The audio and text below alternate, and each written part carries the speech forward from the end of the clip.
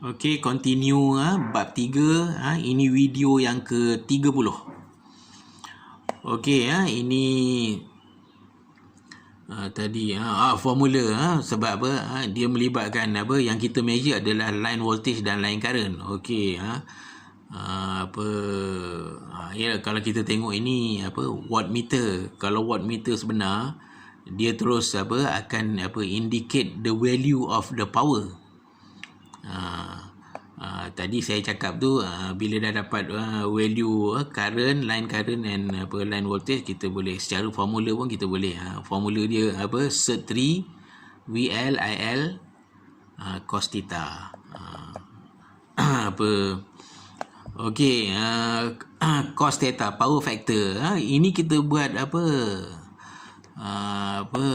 roto test ni kita buat menggunakan motor lah.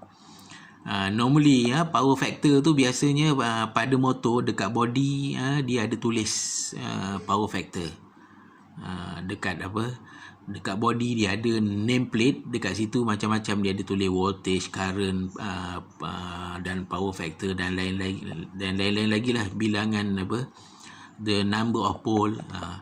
Normally power factor paling kurang pun 0.8. Jadi situ kalau meter ni wattmeter boleh bagi value power, okey, lagi bagus lah. Kalau tidak kita kena kira lah guna formula tadi. Dah tahu nilai current dengan line voltage, power tahu power factor dia pada body motor ada tulis, kita terpaksa kira cara manual lah. Okey, test number 2 is no load test. Okey, kenapa kita nak buat no load test? So this is the purpose yang first point tu, to find magnetizing reactance, that is XM, and the combined core. Kan combined core, mana combined core ni adalah itulah iron core tu, iron core pada stator dan juga rotor. Dan juga kita dapat untuk cari friction and windage losses. Dia tulis sini dua losses ni essential are essentially constant for all load condition. Okey, so point number 2 dan number 3 adalah procedure to conduct the test. The connection for the load test are identical to those shown in figure 12. Figure 12 tadi adalah graf kita. Graf kita yang top versus slip and sink speed tadi. Kalau nombor 12 ini betul lah identical. Tengok dia punya graf ni, yang atas dengan yang bawah identical, almost lah, not exactly identical, almost identical. Itu maksud maksud dia identical, maknanya motoring and generating kan sama. Identical maknanya yang luas bahagian maknanya luas bahagian atas sama dengan luas bahagian bawah, identical kan. Itu maksud identical sepatutnya saya tak perlu terang, you dah belajar dalam matematik kat sekolah. Okey, point number 3 kan. The rotor is unlocked and allowed to run unloaded at rated voltage and rated frequency. So untuk load no load test, kita kena rotor tu biar dia running. Berbeza dengan block rotor test, nama pun block rotor dia kita block kan. Yang ini tak boleh. Kalau kita block rotor dia dah bukan nama no load test. Kita bagi rotor dia running, tetapi dia punya rotor tu kita tak sambung pada load. Kan itu cara dia. Okey, next page.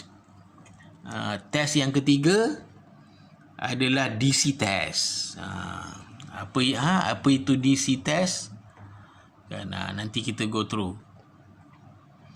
Okay, DC test. The purpose of this test is to find R1. That is R1 is stator resistant. Okay, point point yang kedua dan ketiga adalah procedure to conduct the test.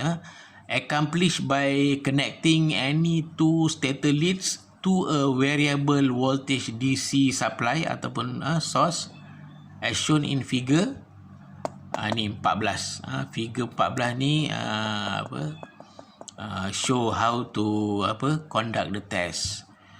Okay, the DC supply is adjusted to provide approximately rated stator current.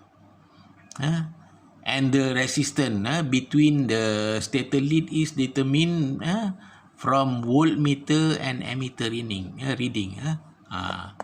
So from bacaan daripada voltmeter dan ammeter kita boleh kira nilai resistance using formula Ohm's law. Daripada bacaan voltmeter dan ammeter kita dapat R equal to V over I. Dapat. So kita tak measure dia punya resistance using ohmmeter sebab dia punya method dengan cara macam ni nilai resistance dia lagi tepat. Ni nilai resistance kat mana? Resistance pada coil. Tadi